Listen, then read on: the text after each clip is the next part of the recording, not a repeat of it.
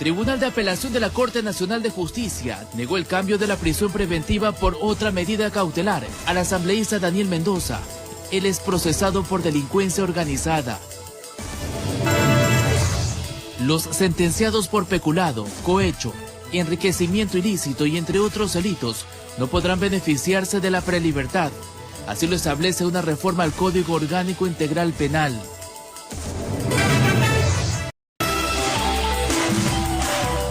Gracias por continuar en nuestra sintonía. Más adelante, la presidenta del Consejo Nacional Electoral advierte sobre posibles acciones en contra del contralor Pablo Celis por supuesta intromisión de funciones.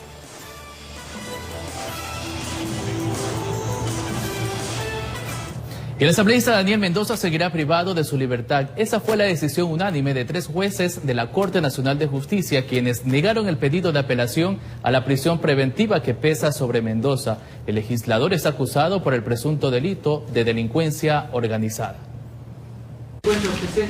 Tal como estaba previsto, se realizó la audiencia de apelación a la prisión preventiva que pesa sobre el legislador Daniel Mendoza.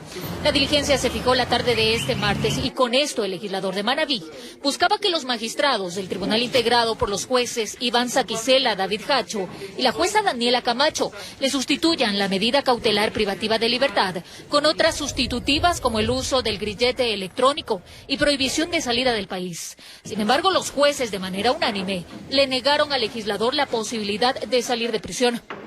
Los jueces resolvieron no dar paso al principio de apelación, del recurso de apelación de prisión preventiva de todos los recurrentes del día de hoy.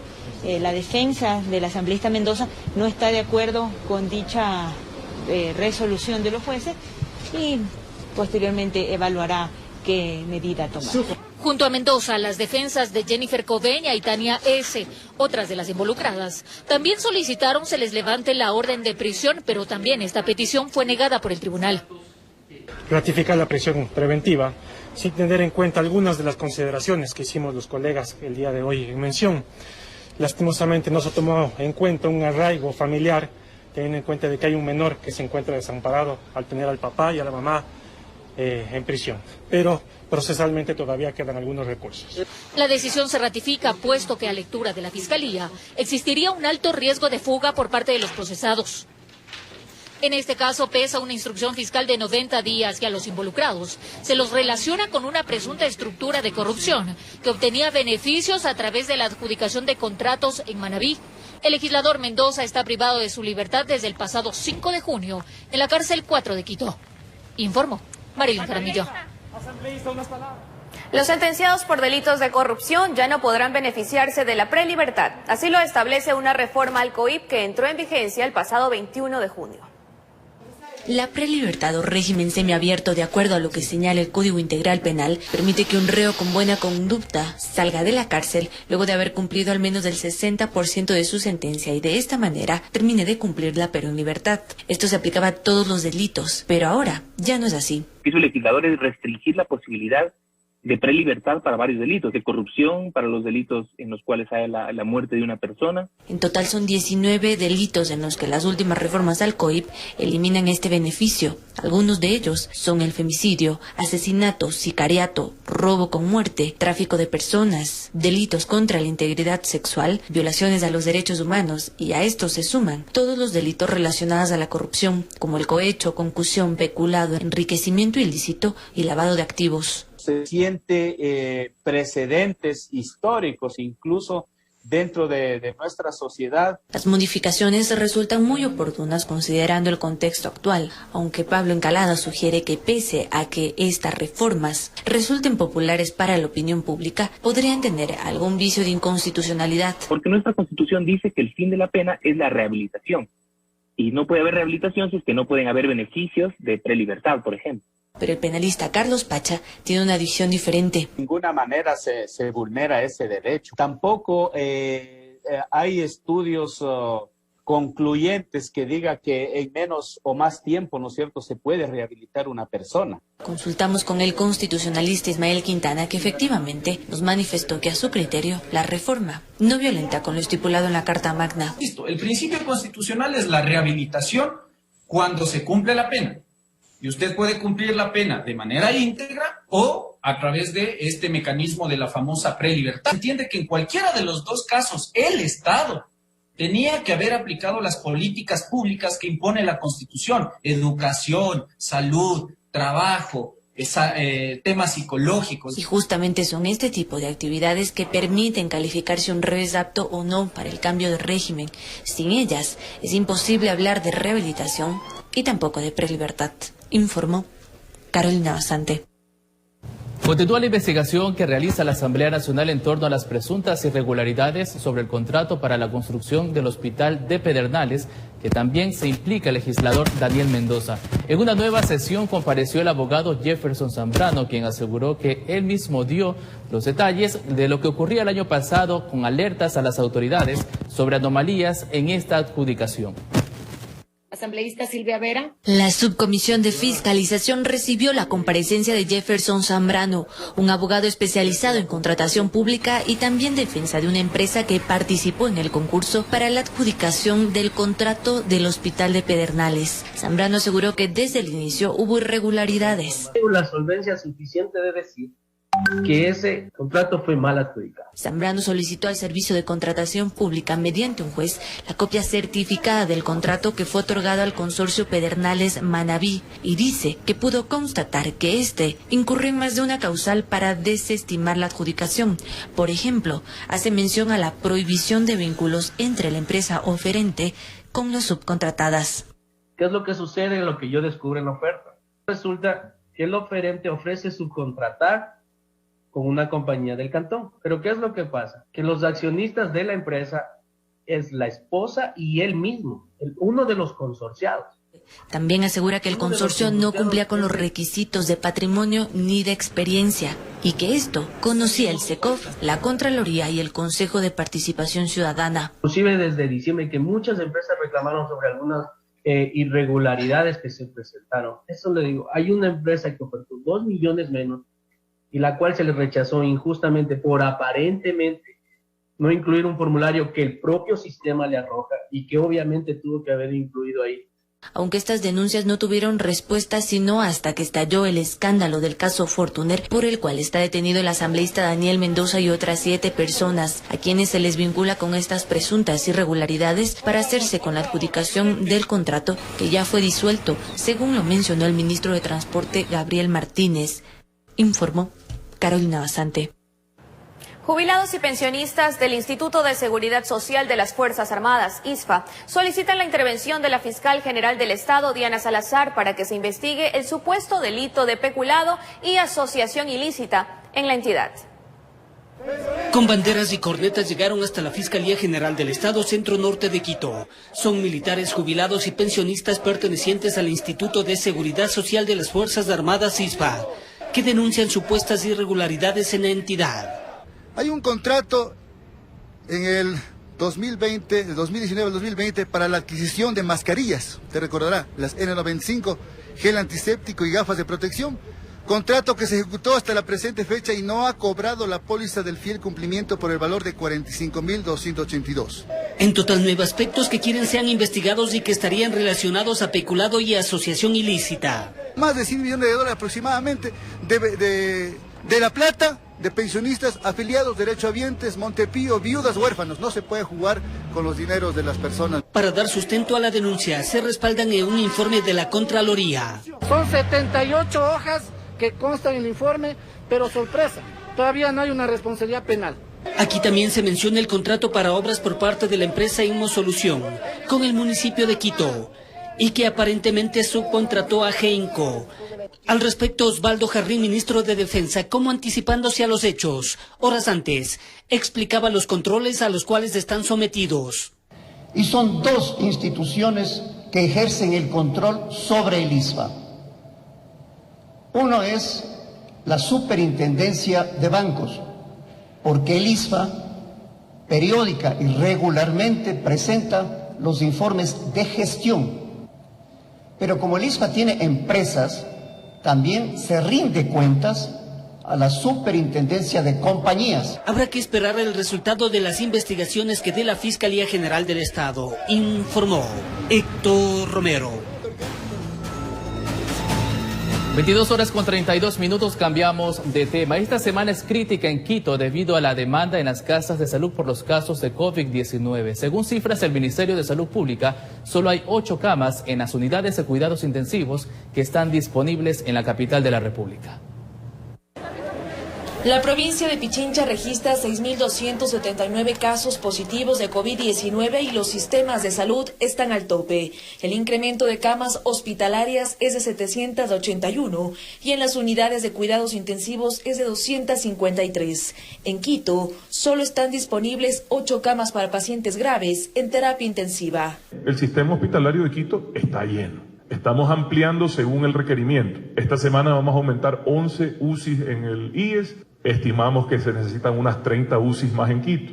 Según el ministro de Salud, Juan Carlos Ceballos, esta sería una semana complicada para la capital de acuerdo a los indicadores de contagio que se registró el 10 de junio y a la demanda en las casas de salud por síntomas respiratorios. Si bien es cierto hay picos, de esos picos, pues uno responde a esos picos. Lo importante es que tenemos un sistema sanitario que responde a esas necesidades. Sobre denuncias de personas que no han podido ser atendidas en las unidades de cuidados intensivos, el ministro aseguró que en 4 hospitales de Quito se están acoplando las salas de emergencia para aumentar la capacidad. Muchos pacientes que están esperando entrar a cuidados intensivos, pero están recibiendo el tratamiento con ventiladores, están siendo ventilados, están siendo tratados en áreas que no se llaman UCIs.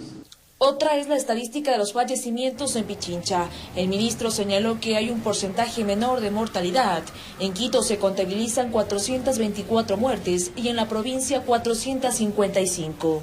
El número máximo es 17 en el pico más alto y los últimos gráficos, las últimas barras no superan 15 personas por día. Pichincha se mantiene como la segunda provincia del país con más contagios con COVID-19. Informó Priscila Cadena. 400 toneladas de insumos médicos llegaron a Ecuador como primera parte de la compra que realizó el gobierno nacional para garantizar la atención de la ciudadanía y resguardar al personal del sistema sanitario. En el acto de recepción participó el primer mandatario, Lenín Moreno. La compra total del Ejecutivo para adquirir insumos médicos llega a los $3 millones. Los dispositivos donde constan batas, mascarillas N95 y de tipo quirúrgico llegaron este martes en una cantidad de 400 toneladas. Sin embargo, la compra total, se conoce, es de 865 toneladas. Entiendo que seguiremos haciendo adquisiciones. Esto va a permitir que mediante la mascarilla, que mediante el protector facial, pueda servir para proteger a nuestros médicos, a nuestras enfermeras, a nuestros auxiliares. El Gobierno Nacional, mediante el Ministerio de Salud, realizó la compra de estos dispositivos mediante la plataforma Supply Portal de la Organización Mundial de la Salud, OMS. El financiamiento fue recibido del Banco Interamericano de Desarrollo. Inicialmente en abril aprobamos un desembolso por más de $25 millones, parte de los cuales están financiando lo que tenemos acá. Sobre la adquisición de dispositivos, Juan Carlos Ceballos, ministro de Salud, destacó el trabajo que hace el personal médico, así como el de todos quienes laboran al interior de una casa asistencial. ¿Cómo no les vamos a ofrecer esto a todos y cada uno de ese personal de salud? A cada médico, a cada enfermera, a cada auxiliar de enfermería. Y no me olvido de aquellas personas que empujan una camilla en las áreas contaminadas. Y aquellas personas que barren, que limpian, que tienen que utilizar y disponer de los desechos contaminados. Bajo igual modalidad contractual llegará la adquisición hecha por el Instituto Ecuatoriano de Seguridad Social IES, por un valor aproximado de $1.333.395. Informó Javier Rosero. La acción de protección es una medida cautelar que cualquier ciudadano víctima de la vulneración de sus derechos puede solicitar ante el sistema judicial.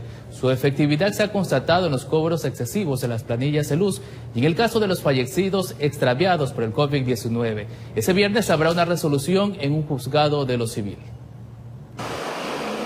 Su madre murió a los 84 años por COVID en una clínica privada el pasado 25 de marzo.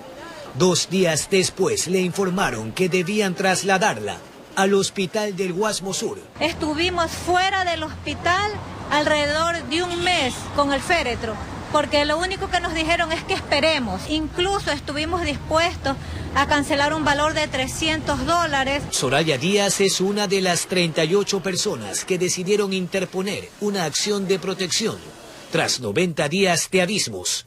Y mi sobrina ingresó a buscar el cuerpo de nuestra madre, pero me decía, tía, es imposible, eran cientos de cadáveres apilados que sangraban y las partes de sus cuerpos ya se salían de las fundas. Esta es una medida cautelar contemplada en la Ley Orgánica de Garantías Jurisdiccionales y Control Constitucional, que en su artículo 41 señala: todo acto u omisión de una autoridad pública no judicial que viole o haya violado los derechos, que menoscabe, disminuya o anule su goce o ejercicio. Porque es la más rápida y eficaz para que estos derechos vulnerados sean resarcidos. Pues, no esperar un juicio normal que puede llevar meses o años.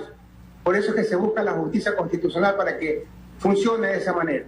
La acción fue solicitada también por la Defensoría del Pueblo en el caso de las sobrefacturaciones de las planillas eléctricas, que se presentaron por cientos. Definitivamente no necesita un abogado para ir a interponer la demanda como tal. Y luego existe la figura del amicus curiae, que son amigos del tribunal y se pueden ir adheriendo a esta demanda. El juez Carlos Andrés Andrade de la Unidad Judicial Civil de Guayaquil deberá tomar una decisión final este viernes. Los dejaron prácticamente descomponerse cuando pudieron haber hecho algo. Entonces, ¿cómo dicen que estaban todos los protocolos? ¿Dónde están los cadáveres? ¿Dónde están nuestros padres, nuestros familiares?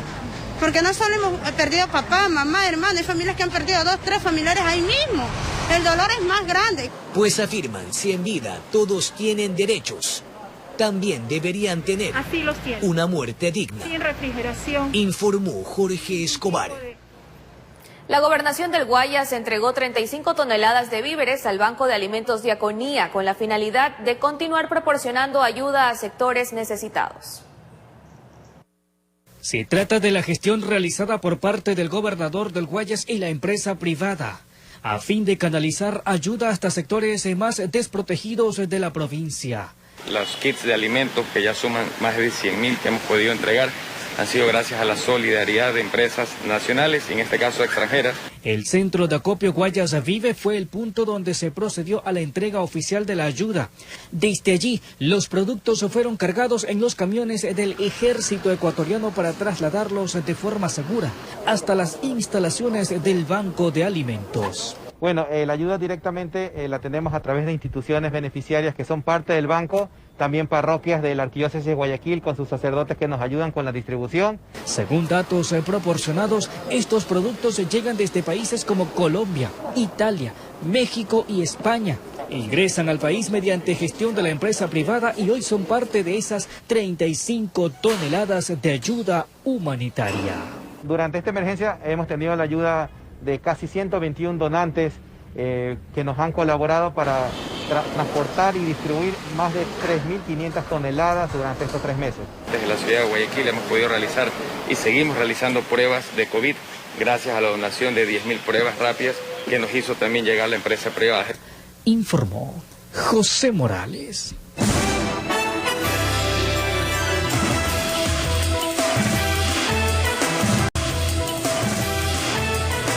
22 horas con 45 minutos y como lo habíamos anunciado, la presidenta del Consejo Nacional Electoral y 2 consejeros más reaccionaron ante el informe del Contralor Pablo Celi, que sugiere la destitución de los funcionarios electorales. Ellos responden con la posibilidad de remover de funciones al Contralor por intromisión en el proceso electoral. En apuros, puso a la mayoría del Pleno del Consejo Nacional Electoral CNE, conformada por la presidenta Diana Tamaín y los consejeros Estela Cero y José Cabrera, un nuevo informe de la Contraloría General del Estado, donde inclusive se solicitaba la remoción por supuesto incumplimiento. No hemos sido destituidos. Y vamos a seguir trabajando por el proceso del 2021. Para Tamaín, existen contradicciones en los informes de la Contraloría. En el primero se le recomienda revisar la inscripción y personería jurídica de Justicia Social, Podemos, Libertades Pueblo y Fuerza Compromiso Social, lo que se cumplió con el voto de 3 consejeros, la abstención de otro y la ausencia del quinto. Sin embargo, En el segundo informe, se sugiere eliminar los 4 movimientos políticos. No se encuentran incursas en ninguna de las causales de cancelación previstas en el artículo 327 del Código de la Democracia. Este Consejo Nacional Electoral no fue quien les otorgó la personería jurídica. Insisto, si hablamos estrictamente en derecho, tendrían que buscar las responsabilidades a quienes cometieron esas infracciones o, si de ser el caso, el delito. No se descarta se podría solicitar la separación del cargo del Contralor Pablo Celi, de acuerdo al Código de la Democracia, lo que se convierte en un vaivén. Que se advierte que existe una clara intromisión al proceso electoral en marcha, la misma que será analizada de acuerdo a lo que establece la ley. Es competencia de la función electoral. Le corresponde dentro de las competencias al CNE y al TC actuar cuando cualquier persona interfiere en un proceso de elecciones o en las actividades del Consejo Nacional Electoral. Es una competencia de la función electoral. Los 3 representantes del máximo organismo electoral tienen 30 días para presentar los descargos, informó Héctor Romero.